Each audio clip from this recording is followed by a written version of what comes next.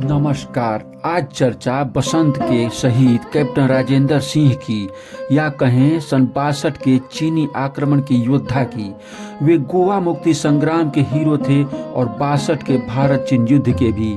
अमर शहीद कैप्टन राजेंद्र सिंह भले ही सन 62 के भारत चीन युद्ध में नेफा बॉर्डर पर शहीद हो गए, लेकिन कैप्टन की याद आज भी बसंत के पुराने लोगों के मन मानस में ताजा है।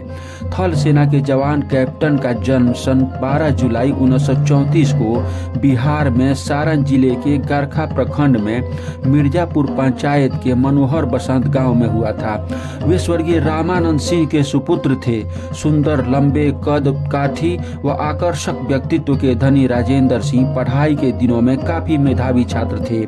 बसंत के प्रसिद्ध नारायण सिंह, जो तब छपरा के राजपूत हाई स्कूल के प्रिंसिपल थे, तथा बसंत के ही प्रसिद्ध स्वतंत्रता सेनानी एवं वकील वीरेश दत्त सिन्हा, जो कलकत्ता प्रेसिडेंसी कॉलेज के छात्र भी रहे थे, इन दोनों विद्वानों का सानिध्य व मार्गदर्शन कैप्टन राजेंद्र सिंह को छपरा में प्रारंभिक पढ़ाई के दौरान मिला।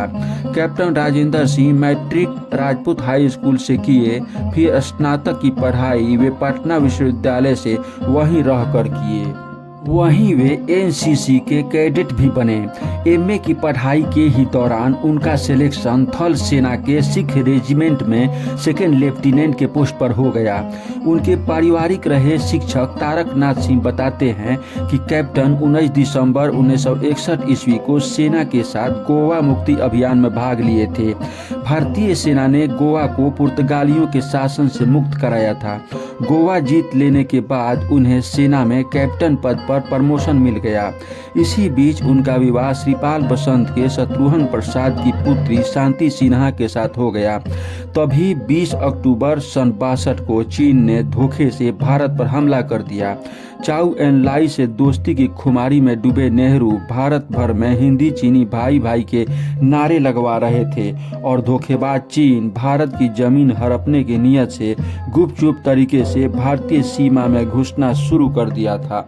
20 अक्टूबर सन 62 को भारत ने नेफा बॉर्डर पर युद्ध के लिए सेना भेजी। युद्ध शुरू हो गया। कैप्टन भी उसमें लड़ रहे थे। 18 नवंबर 1962 को कैप्टन भारत चीन सीमा नेफा बॉर्डर पर शहीद हो गए। वे उन शहीद हुए 722 अमर जवानों में से एक थे। कैप्टन की शहादत के कुछ महीनों बाद ही उनके पुत्र का जन्म हुआ।